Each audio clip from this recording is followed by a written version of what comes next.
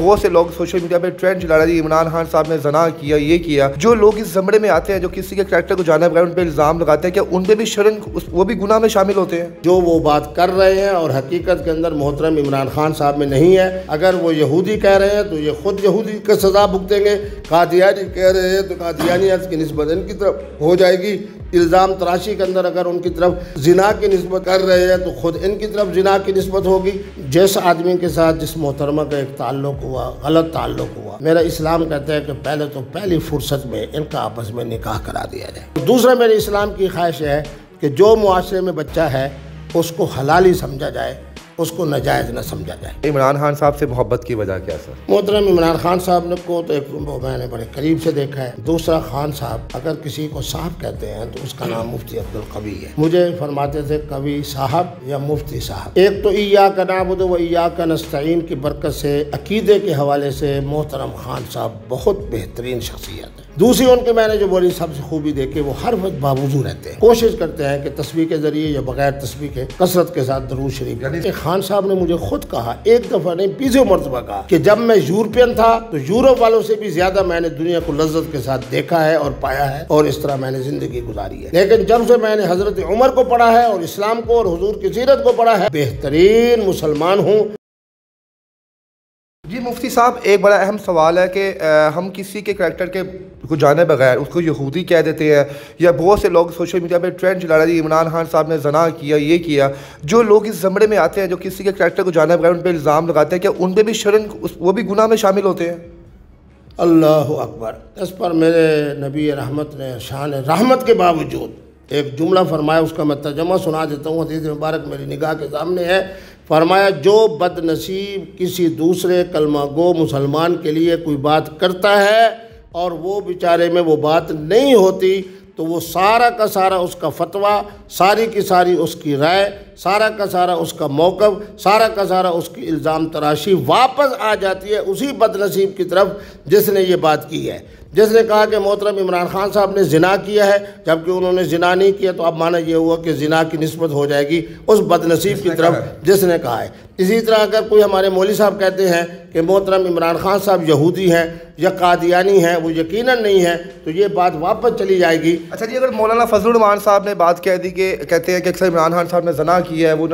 وہ یہودی ہے، تو اس کا مطلب کیا اگر وہ چیز نہیں ہے ان کی نسبت سے، تو یہ بات واپس پلٹ کے مولانا فضل الرحمان، یہ بات واپس محترم فضل الرحمان اور ان کے ہم شکل لوگوں کی طرف واپس آ جائے گی، جو وہ بات کر رہے ہیں اور حقیقت کے اندر محترم عمران خان صاحب میں نہیں ہے۔ اگر وہ یہودی کہہ رہے ہیں تو یہ خود یہودی کا سزا بھگتیں گے، قادیانی کہہ رہے ہیں تو قادیانیت کی نسبت ان کی طرف ہو جائے گی، الزام تراشی کے اندر اگر ان کی طرف زنا کی نسبت کر رہے ہیں تو خود ان کی طرف زنا کی نسبت ہوگی۔ اس لیے توبہ بھی کرنی چاہیے، ڈرنا بھی چاہیے۔ میں ان 3-4 علماء کا نام نہیں لیتا جو بڑے نامور ہیں اور ہمارے سوشل میڈیا کی جان ہے، انہوں نے یہی بات کہی ہے کہ آپ جو محترم عمران خان صاحب کو خدا نخواستہ یہودی کہہ رہے ہو، قادیانی کہہ رہے ہو، زانی کہہ رہے ہو، تو اپنے انجام سے ڈرو، کیونکہ یہ بات عمران خان صاحب میں نہیں ہے، اور اس کی نسبت حضور کے اس فرمان کی روشنی میں آپ کی طرف لوٹ کر واپس آ جائے گی۔ اچھا جی مفتی صاحب، اگر اگر کوئی ایسا کوئی واقعہ ہو جاتا ہے، اگر کوئی ملک کا جو حکمران ہے کوئی ایسا قدم اٹھا لیتا ہے، تو کیا اس کا کفارہ جو ہے پوری جو ان کی رائے ہے اس کو بھگتنا پڑتا ہے؟ جو عذاب آتا ہے پوری رائے پہ بھی آتا ہے؟ ایک بات ہے آپ کہہ رہے ہیں اور ہم کہہ رہے ہیں کہ جناب جو خان صاحب کا جو نکاح ہوا ہے شرعی طور پہ ہوا ہے، جو ہونا چاہیے، اگر کوئی ایسی ایکٹیویٹی اگر ہوتی کہ شرعی طور پہ نہ ہوتا تو اس کا کفارہ کیا تھا پھر؟ نہیں محترم، بات سنیں، میرا قرآن بڑے واضح انداز میں کہہ رہا ہے کہ وَلَا تَزِرُ وَازِرَةٌ وِزْرَ أُخْرَىٰ۔ محترم عمران خان صاحب جو غلط کاریاں کریں گے وہ انہی کے لیے ہے۔ ٹھیک ہے۔ جو نشے کے حوالے سے جو ان پر الزام لگتا ہے، یا خدا نخواستہ زنا کے حوالے سے، یا یہودیت اور ان کے حوالے سے، اگر وہ چیزیں ان میں ہیں تو ان کا جو گناہ ہے، اس کی جو سزا ہے، جو اس کی نحوست ہے، وہ صرف انہی کی ذات کی طرف رہے گی، آگے پاکستانی قوم کی طرف نہیں جائے گی۔ اور میری پاکستانی قوم کے اوپر جو آزمائشیں آ رہی ہیں، وہ اللہ معاف فرمائے، نہ وہ میاں شہباز شریف کی وجہ سے آ رہی ہیں، نہ محترم عمران خان صاحب کی وجہ سے آ رہی ہیں، وہ ہمارے اپنے کردار کی وجہ سے آ رہی ہیں۔ میں 3-4-5 دن پہلے ایک جگہ پہ رکا ہوا تھا، خدا کی قسم ایک بچہ نے کہا اپنے بابا کو کہ بابا یہ چیز لینی ہے، اس نے دکان والے سے قیمت پوچھی تو اس نے یقیناً قیمت بہت زیادہ بتائی، تو باپ نے اس بچے کو کہا کہ بچے رمضان المبارک میں یہ چیزیں مہنگی ہو گئی ہیں، عید ہمیں پڑھنے دو، عید کے بعد یہی چیز تمہیں میں لے کے دوں گا۔ اب مجھے بتاؤ کہ جب بچہ یہ بات سنے گا تو وہ کیا سمجھے گا کہ رمضان کا مہینہ کیا رحمت ہے، عظمت ہے، برکت والا ہے۔ ایسا سیب جو میرے جیسا آدمی عمومی سال کے اندر شاید 120 روپے میں بھی نہ خریدے، آج وہی سیب 400 روپے کے حساب سے بک رہا ہے، اور اسی سے افطار پارٹی کے اندر جناب وہ سیب استعمال ہو رہا ہے۔ تو بہرحال یہ میں ایک مثال دے دی، یعنی ہمارے بچوں کو جب یہ پیغام مل رہا ہے کہ ابو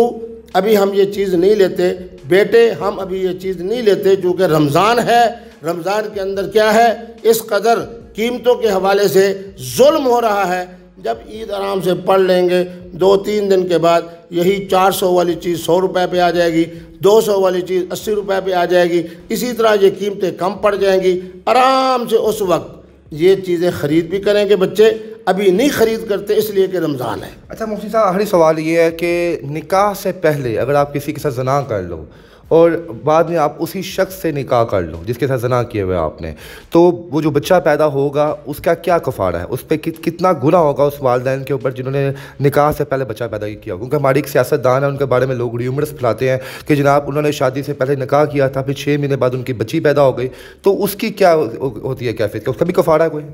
نہیں میرے بیٹے، اصل میں بات یہ ہے کہ میرا اسلام ہے بڑا پاک دامنی کا دین، میرا اسلام بڑا پردہ ڈالتا ہے۔ جس آدمی کے ساتھ جس محترمہ کا ایک تعلق ہوا، غلط تعلق ہوا، میرا اسلام کہتا ہے کہ پہلے تو پہلی فرصت میں ان کا آپس میں نکاح کرا دیا جائے۔ میرا اسلام جو ہے پردہ ڈالتے ہوئے کہتا ہے کہ جس کے ساتھ بھی آپ کے کوئی معاملات ہوئے ہیں غلط اور ناجائز، آپ پہلے نمبر پہ مفتی پر اور قاضی پر لازم ہے کہ نکاح خان پر کہ ان کا فوراً نکاح پڑھائیں۔ پھر میرے اسلام نے کتنا پردہ ڈالا کہ 6 مہینے کے اندر اگر بچہ پیدا ہو جاتا ہے، یعنی 6 مہینے گزرتے ہی، تو شریعت کہتی ہے کہ فوراً کہہ دو کہ یہ بچہ جو ہے وہ کس کا ہے، اپنے اس خامد کا ہے جس کے ساتھ نکاح ہوا ہے اس محترمہ کا۔ حالانکہ آج کی سائنس کہتی ہے کہ 9 مہینے یا 10 مہینے سے پہلے بچہ جو پیدا ہوتا ہے وہ نامکمل ہوتا ہے، اور اس کی زندگی کا وہ نہیں کیا جا سکتا کہ وہ زندگی اب صحت کے ساتھ گزارے گا۔ لیکن میرا اسلام پردہ ڈالتا ہے، حتیٰ کہ میرا اسلام تو اس قدر پردہ ڈالتا ہے کہ خامد میں اور بیوی میں سال، 1.25 سال، 1.5 سال آپس میں جوڑ نہیں ہوا، خامد باہر تھا یا جیل میں تھا یا کہیں تھا، بچہ اس دوران ہو گیا ہے، تو میرا اسلام کہتا ہے کہ 2 سال، یہ تو ابھی 1.5 سال جیل میں رہا ہے، یا 1.5 سال جناب کیسے نہ ملک سے باہر رہا ہے، یا 1.5 سال ان کا آپس میں تعلق نہیں ہوا، اور بچہ پیدا ہو گیا ہے پیچھے جناب 6 مہینے کے بعد یا سال کے بعد، اسلام کہتا ہے کہ سمجھو 2 سال پہلے جو اس نے اپنی بیوی کے ساتھ اور خامد نے جو آپس میں صحبت کی تھی، یہ اس کی وجہ سے پیدا ہوا ہے، جبکہ ہمارا ڈاکٹر بھی کہہ دے، ہماری رپورٹس بھی کہہ دیں، ہماری لیبارٹری بھی کہہ دے، ہماری فرانزک رپورٹ بھی بتا دے کہ یہ بچہ 9-10 مہینے کے بعد پیدا ہوا ہے، لیکن اسلام پردہ ڈالتا ہے اور کہتا ہے کہ نہیں، چونکہ 2 سال پہلے ان کا آپس میں ایک تعلق ہوا تھا، تو اس کی وجہ سے یہ بچہ پیدا ہوا ہے اور یہ بچہ حلالی ہے۔ تو میرا اسلام پاک دامنی کا دین ہے، پردہ ڈالتا ہے۔ اور دوسرا میرے اسلام کی خواہش ہے کہ جو معاشرے میں بچہ ہے اس کو حلالی سمجھا جائے، اس کو ناجائز نہ سمجھا جائے۔ جی مفتی صاحب، آخر میں آپ پاکستان تحریک انصاف یا عمران خان صاحب سے محبت کی وجہ کیا سر؟ کیونکہ آپ سے جب بھی بات کی گئی کسی بھی پلیٹ فارم پہ تو آپ نے بڑا یقین سے کہا کہ خان صاحب ایسے نہیں ہیں، وہ جو لوگ ان پہ الزام لگاتے ہیں جناب وہ ان کو سوچتے چاہیے کچھ، کیوں اتنی محبت؟ کیونکہ آپ نے قریب سے دیکھا خان صاحب کو۔ محترم عمران خان صاحب کو تو ایک میں نے بڑے قریب سے دیکھا ہے، دوسرا خان صاحب اگر کسی کو صاحب کہتے ہیں تو اس کا نام مفتی عبدالقوی ہے، مجھے فرماتے تھے قوی صاحب یا مفتی صاحب۔ پھر تیسری بات یہ ہے کہ جس طرح میاں اور بیوی کے تعلق کے اندر اللہ تبارک و تعالیٰ جتنی استقامت عطا فرمائے اتنی بہتر ہے، اسی طرح جب آپ سیاسی طور پر، فکری طور پر ایک جماعت کے ساتھ وابستہ ہو جائیں تو پھر تھوڑے سے اختلافات کی وجہ سے آپ کو جماعت کو مذمت نہیں کرنی چاہیے، چھوڑنا نہیں چاہیے، برا بھلا نہیں کہنا چاہیے، الزام تراشی نہیں کرنے چاہیے۔ بہرحال میں چونکہ پاکستان تحریک انصاف کے صوبہ پنجاب کا بھی جناب علماء مشائخ ونگ کا تھا، پھر پورے پاکستان کے بھی علماء مشائخ ونگ کا تھا، پھر الیکشن کے بعد جب سلیکشن آ گئی تو بہت سارے اور سے احباب آ گئے، پھر میری یہ عادت نہیں ہے کہ میں درمیان کے اندر اب یہ جو مسائل ہوئے ہیں آپ تمام حضرات مجھ سے پوچھ رہے ہیں اور اس وقت جو علماء و مشائخ ونگ کے ان کے پورے پاکستان کے صدر ہیں، شاید آپ ان کا نام بھی نہیں جانتے، اور اگر جانتے ہوں گے تو ان بیچاروں کے اندر یہ صلاحیت ہی نہیں کہ اس طرح آ کے جرأت کے ساتھ خان صاحب کی حمایت بھی کریں اور خان صاحب کے مسئلے کو بالکل صحیح انداز میں بیان کریں۔ یعنی کہ آپ اللہ کو حاضر جان کے کہتے ہیں کہ خان صاحب بڑے اچھی شخصیت کے مالک ہیں، وہ ہر چھوٹی بڑی برائی تو ہر شخص میں ہوتی ہے، تو خان صاحب کے بالکل جو ہے اسلام کے دائرہ کار میں رہ کے زندگی گزارتے ہیں۔ میں محترم خان صاحب کے لیے 3 باتیں کہتا ہوں جو میں نے اپنی آنکھوں سے دیکھا۔ ایک تو ایاک نعبد و ایاک نستعین کی برکت سے، عقیدے کے حوالے سے محترم خان صاحب بہت بہترین شخصیت ہیں، توحید کے حوالے سے، رسالت کے حوالے سے، حضرت فاروق اعظم سے محبت کے حوالے سے، اسلام سے حوالے سے، پھر مطالعاتی طور کے اوپر جس طرح وہ مطالعہ کرتے ہیں، انگریزی میں کرتے ہیں، حضرت فاروق اعظم کی سیرت کو بھی پڑھتے ہیں، قرآن پاک کو بھی پڑھتے ہیں، حضور کی سیرت بھی پڑھتے ہیں۔ دوسری ان کے میں نے جو بڑی سب سے خوبی دیکھی، وہ ہر وقت باوضو رہتے ہیں، کوشش کرتے ہیں کہ تسبیح کے ذریعے یا بغیر تسبیح کے کثرت کے ساتھ درود شریف، یعنی اس کے آپ آئی وٹنس خود بھی ہیں۔ بالکل۔ اور تیسری جو ان کی سب سے بڑی خوبی ہے، جیسے ہی نماز کا وقت ہوتا ہے ان کے علم کے مطابق فوری طور کے اوپر نماز پڑھتے ہیں، چاہے باجماعت پڑھیں چاہے اکیلے پڑھیں، نماز کی باقاعدگی کے ساتھ انتظام بھی کرتے ہیں، اہتمام بھی کرتے ہیں اور باقاعدگی کے ساتھ پڑھتے بھی ہیں۔ چوتھی بات جو میں نے ان کے اندر سب سے بڑی دیکھی وہ یہ کہ میرے سامنے یا خود میں نے کسی کی سینٹ کی سیٹ کے لیے یا کسی کے لیے سفارش کی اور کہا کہ جی وہ اتنے کروڑ روپیہ جماعت کو دیتا ہے یا وہ یہ کرتا ہے، تو انہوں نے اس کو بہت برا مانا اور کہا کہ یہ بات نہیں ہو سکتی، جو فیصلہ ہوگا میرٹ کی بنیاد پر ہوگا، پیسے کی بنیاد پہ نہیں ہوگا۔ تو وہ لوگ جو خان صاحب کا پاسٹ اٹھاتے ہیں، ان کے کریکٹر اسیسینیشن کرتے ہیں، یہ خان صاحب یہودیوں کے ساتھ گھومتے پھرتے تھے، شراب پیتے تھے، ننگے گھومتے تھے، جو پاسٹ ہوتا ہے کیا وہ اللہ کی رضا جب معاف کر دیا، اللہ پاک ان کو جو پسند کیا، تو کیا ان کے پاسٹ کے بارے میں بات نہیں کرنی چاہیے؟ میرے نبی رحمت نے خود ایک یہودی عورت سے نکاح کیا، ایک بی بی صاحبہ نے کہا کہ یہ تو یہودیہ ہے، تو میرے نبی رحمت 3 دن تک اس اپنی زوجہ مطہرہ سے آپ نے گفتگو نہیں کی کہ اس طرح کی باتیں۔ بات یہ ہے کہ خان صاحب نے مجھے خود کہا، ایک دفعہ نہیں 20 مرتبہ کہا کہ جب میں یورپین تھا تو یورپ والوں سے بھی زیادہ میں نے دنیا کو لذت کے ساتھ دیکھا ہے اور پایا ہے، اور اس طرح میں نے زندگی گزاری ہے، لیکن جب سے میں نے حضرت عمر کو پڑھا ہے اور اسلام کو اور حضور کی سیرت کو پڑھا ہے، جب سے میں نے